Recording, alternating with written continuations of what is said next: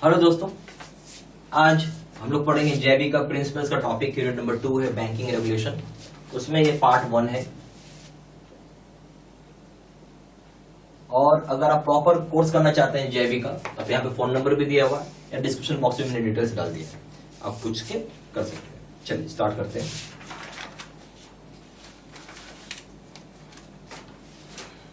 सबसे पहला चीज आइए हम लोग थोड़ा आरबीआई के बारे में समझेंगे।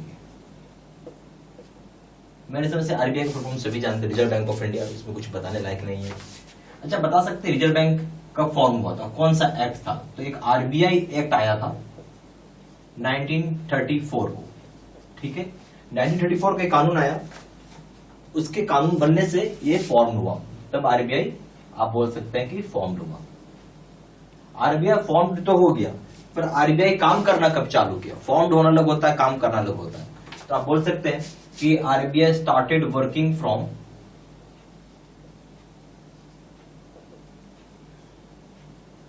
कब से? 1 अप्रैल 1935 से। याद रहेगी बात मेरी, 1 अप्रैल 1935 से काम करना चालू किया। इतना ही नहीं, अब थोड़ा हम आरबीआई को और थोड़ा सा समझेंगे तो ये पता चलेगा कि एशिया का ओल्डेस्ट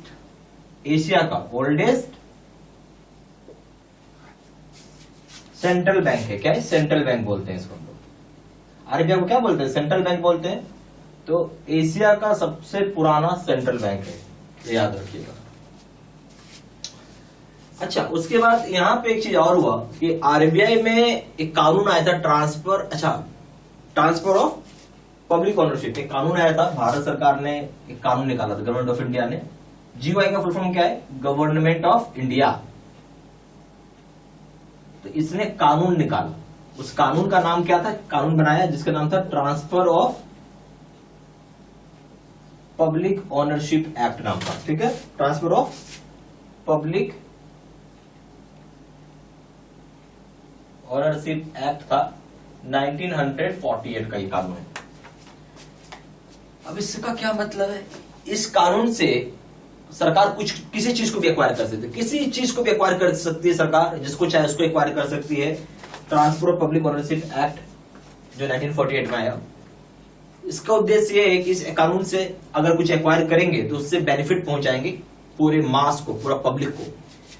इसी कानून से आरबीआई को एक्वायर किया गया। ये जो आप बोल सकते हैं कि इस कानून को ऐसा लाइए, इस कानून से आप बोल सकते हैं यहां पे कि आरबीआई को गवर्नमेंट ऑफ इंडिया ने एक्वायर किया, और फिर बाद में गवर्नमेंट ऑफ इंडिया का ये पार्ट हो गया, ठीक है। आरबीआई में एक चीज और है, आपको जानना चाहिए, मालूम भी होगा। एक गवर्नर होते हैं, और कितने डेप्यूटी गवर्नर होते हैं? तो 4 डेप्यूटी गवर्नर होते हैं।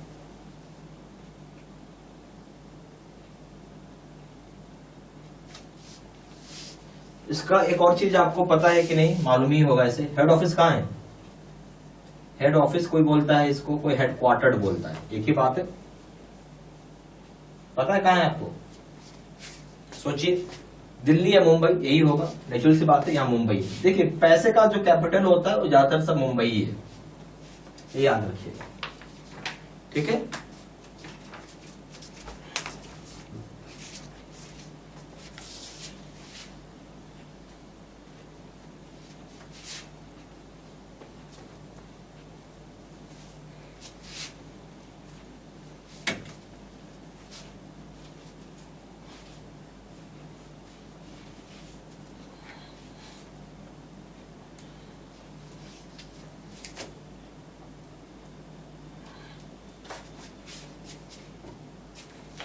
अब हम लोग बात करेंगे क्या क्या मेन ऑब्जेक्टिव है आरबीआई का।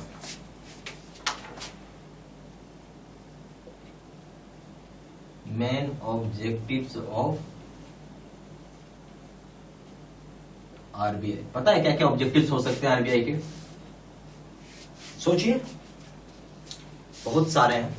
सबसे हम लोग 1 बाय 1 पढ़ते चलेंगे। सबसे पहला है, आप बात करिए मॉनेटरी स्टेबिलिटी का।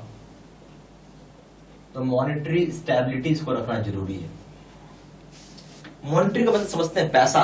पैसा एग्जाम्पल समझिए, जैसे डॉलर है, $1 के बराबर अभी जो चल रहा है 77.7458, ऐसा मान लीजिए ₹1 चल रहा है।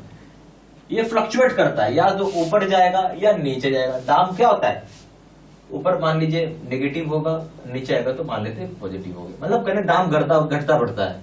जैसे मान लीजिए एक ये प्राइस है और एक मान लीजिए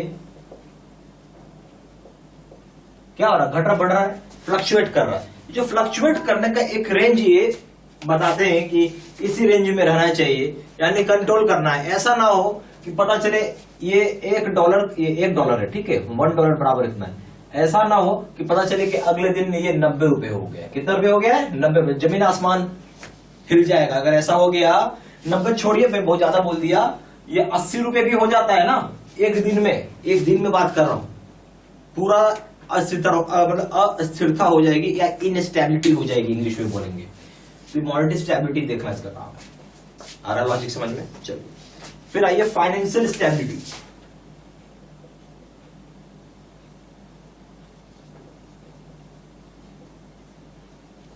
मार्केट में पैसा होना चाहिए। फाइनेंशियल स्टेबिलिटी का क्या बात है, मार्केट में पैसा होना चाहिए, एडिक्वेट होना चाहिए, ना ज्यादा होना चाहिए ना कम होना चाहिए। यानी हम जो मार्केट में जो मनी का फ्लो है वो एडिक्वेट होना चाहिए। क्या होना चाहिए, एडिक्वेट। इससे क्या समझते हो, एडिक्वेट क्या शब्द हो गया, ना ज्यादा ना कम हम बोल सकते हैं। मतलब आपको एट पार होना चाहिए, ठीक है, ना आपको ज्यादा होना चाहिए ना आपको कम होना चाहिए। अगर मार्केट में जो मनी सप्लाई है, फ्लो भी मत बोलिए, मनी सप्लाई बोलिए। अगर मनी सप्लाई कम हो जाएगा, ठीक है, तो गड़बड़ है। मनी सप्लाई ज्यादा हो जाएगा तो भी गड़बड़ है। तो उससे क्या होता है, मार्केट में या फाइनेंशियल इंस्टेबिलिटी क्रिएट होता है। फिर साउंड फाइनेंशियल सिस्टम बनाना, ये बहुत जरूरी चीज है। इससे क्या समझ में आता है, बहुत बढ़िया चीज है साउंड फाइनेंशियल सिस्टम अगर समझेंगे तो। फाइनेंशियल मतलब बैंक, प्राइमरी डीलर। अब प्राइमरी डीलर क्या होता है, ये हमने यूनिट 1 में पढ़ा है, ठीक है। बैंक हो गया, प्राइमरी डीलर हो गया, फाइनेंशियल इंस्टीट्यूशन हो गया, ठीक है, और फाइनेंशियल सिस्टम आ सकता है, म्यूचुअल फंड हो गया, इंश्योरेंस हो गया, सारे के सारे फाइनेंशियल सिस्टम वाली चीजें हैं। ये आप लिख सकते हैं, बैंकिंग, एनबीएफसी, प्राइमरी डीलर, और क्या हो जाएगा, इंश्योरेंस, म्यूचुअल फंड। जितना आप नाम सुन रहे हैं ना, सारे के सारे क्या है, साउंड फाइनेंशियल सिस्टम है, ठीक है। ये साउंड फाइनेंशियल सिस्टम के हम लोग यहाँ बात करें, इनके पास साउंड फाइनेंशियल सिस्टम होना चाहिए, ठीक है, जिसके हिसाब से काम कर सकते हैं। ओके, तो इन सभी के पास सफिशिएंट पैसा होना चाहिए ताकि पब्लिक को पैसा दे सके, पब्लिक से पैसा ले सके, दे सके मतलब लोन के रूप में, या कोई इन्वेस्टमेंट करा रहा हो, या फिर कोई मान लीजिए फॉरेन एक्सचेंज में कोई काम करो, कोई स्टॉक एक्सचेंज में होगा। इससे बहुत सारी चीजें होती है, उसके लिए पैसा होना जरूरी है। साउंड फाइनेंशियल सिस्टम की बात की गई है। फिर आइए स्टेबल पेमेंट सिस्टम। अब ये क्या होता है, अगर कोई आदमी पेमेंट लेना चाहता है या फिर पेमेंट देना चाहता है, दो बातें होती है, पेमेंट को लेना चाहता है, कोई पेमेंट देना चाहता है, कुछ ऐसा सिस्टम तो बनाओ जिससे कि आदमी को विश्वास हो कि भाई हाँ, जहां मैं पैसा पे कर रहा हूं ले रहा हूं बहुत ही सही है, कोई गड़बड़ होने की चांस नहीं है। अब जैसे आप सुनेंगे कि चेक से पहले पेमेंट होता है ना जी, आज भी होता है, डीडी से होता है, बैंकर चेक से होता है, ठीक है। और क्या सुना आपने नाम, आईएमपीएस का नाम सुना होगा, नेफ्ट का नाम सुना होगा, आरटीजीएस का नाम सुना होगा। ये सब क्या है आखिर, ये सब स्टेबल पेमेंट सिस्टम है, इसके जरिए पेमेंट कर सकते हैं, ठीक है। Overall volume of money and money in economy, credit in economy. अब देखिए ये एक चीज और है, overall volume of money and credit in economy. थोड़ा समझते हैं इसको। ओवरऑल वॉल्यूम का मतलब क्या है, ज्यादा से ज्यादा क्या पैसा होना चाहिए इकोनॉमी मनी सिस्टम में, कितना क्रेडिट होना चाहिए। क्रेडिट का मतलब क्या है समझते हैं आप, इसको लोन बोलते हैं हम लोग, लोन या फिर आप एडवांसेस का भी नाम ले सकते हैं। तो ये सब भी कंट्रोल करता है आरबीआई। अब आरबीआई का नाम, आरबीआई जब नाम आता है तो उसमें सुनिएगा एक प्रायोरिटी सेक्टर लेंडिंग के नाम आती है, सुना है आपने नाम, प्रायोरिटी सेक्टर लेंडिंग। अब इसमें क्या बोलता है कि आरबीआई, अगर लोन पास कर रहे हो उसमें प्राइवेट सेक्टर में 40% का लोन, जो 40% का लोन है कहाँ जाएगा, प्राइवेट सेक्टर लेंडिंग जाएंगे। इसमें कई पार्ट है, ठीक है। जैसे मान लीजिए कोई कहीं एग्रीकल्चर का है, इसमें फिर है वीकर सेक्शन का है, फिर है माइक्रो एंड स्मॉल इंटरप्राइजेस का है। ऐसे बहुत सारा सेक्शन है जिसमें ज्यादा डिटेल में लोग नहीं जाएंगे, बस ये बताने के लिए था कि इस तरीके से क्रेडिट को कंट्रोल करता है, कितना सप्लाई होना चाहिए, कितना मनी होना चाहिए, ये सब चीज के ऊपर भी आरबीआई का नजर बना रहता है, आरबीआई इसको देखती है।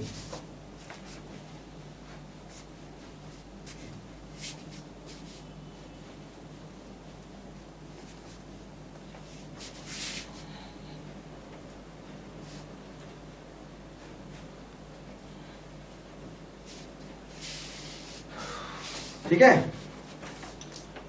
फिर है credit allocation by financial system होता है। फिर आएगा क्या, credit allocation by financial system. अब इसमें क्या होता है, जैसे मैंने आपको बताया कि कहां कहां लोन बैंक ने बांट रखा है, उसके ऊपर आरबीआई एक, आप बोल सकते हैं मॉनिटरिंग करती है, ठीक है, और चेक करती है। मॉनिटरिंग एंड चेक लिखिए। चेक का मतलब क्या हो गया, वही चीज है, उसको पता करते रहती है भाई सही जगह जा रहा है नहीं जा रहा है।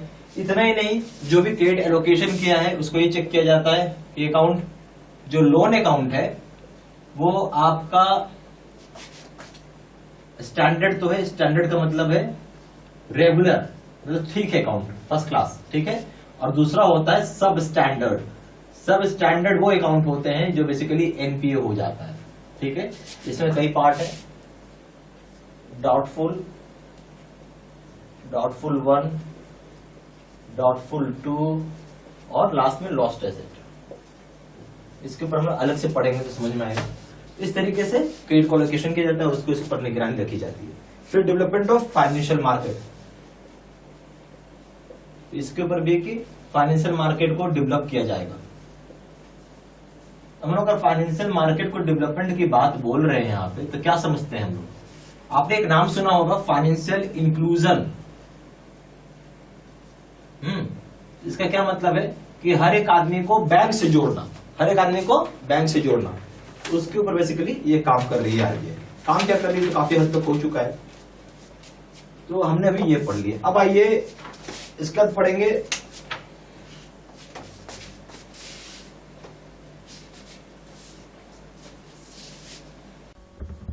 यहाँ पे हमारे पास जेआईबी के दो तरह के कोर्सेज है। एक ही पीपीटी यानी कंप्यूटर स्क्रीन रिकॉर्ड होता है, जो कंप्यूटर स्क्रीन होती है उसको रिकॉर्ड करके आपको वीडियो बना के दिया जाता है। और दूसरा होता है face to face video course, जो अभी अपने वीडियो देखा है उसका नाम है face to face video course. ये सबसे बेस्ट कोर्स है, और ये अगर आप ये कोर्स करते हो तो मान के चलिए कि आप फर्स्ट टाइम में ही पास करेंगे। सिंपल बोलूँगा, फर्स्ट टाइम में आप पास कर जाएंगे। हर आदमी को एक ही चीज़ चाहिए कि भाई फर्स्ट टाइम में ही पास करे, बार बार एग्जाम कोई देने का इच्छा नहीं रखता है, ठीक है। तो ये सबसे बेस्ट कोर्स मैंने आपको पहले बोला, मैं यही बोलूँगा यही कोर्स आप करें, सबसे रिकमेंड करूँगा ये कोर्स करने के लिए। सबसे ज़्यादा सेलिंग, पावरफुल और बेस्ट कोर्स तो खैर है, क्योंकि अगर पास करें फर्स्ट टाइम तो इससे बढ़िया क्या होगा। दोनों कोर्स में कंपेयर करें, दोनों जगह वीडियो लेक्चर कोर्स है, दोनों जगह केस स्टडी की वीडियो है। यहाँ पे 6000 से क्वेश्चन बैंक है, 13500 क्वेश्चन बैंक है। यहाँ पे 30 मॉक टेस्ट है और दोनों जगह रिविजन नोट्स है। वैलिडिटी की बात करें, वैलिडिटी जो है लाइफ लॉन्ग है, जब तक पेपर क्लियर नहीं होगा तब तक कोर्स कर सकते हैं। पेपर 1 प्रिंसिपल्स करेंगे दाम है 600 रुपये, यहाँ 1200 रुपये। पेपर 2 करेंगे इसका दाम 800 रुपये, यहाँ पे 1500 रुपये। पेपर 3 करेंगे इसका दाम है लीगल, इसका दाम है 600 रुपये, इसका दाम है 1200 रुपये। और कॉम्बो पे करेंगे यानी तीनों पेपर एक साथ मिला के करेंगे इसका दाम है 1500 रुपये, और यहाँ पे दाम है 3000 रुपये। ज़्यादा जानकारी के लिए फ़ोन कर सकते हैं। फ़ोन नंबर हो जाएगा 4x9685127। दूसरा नंबर है 7827546946।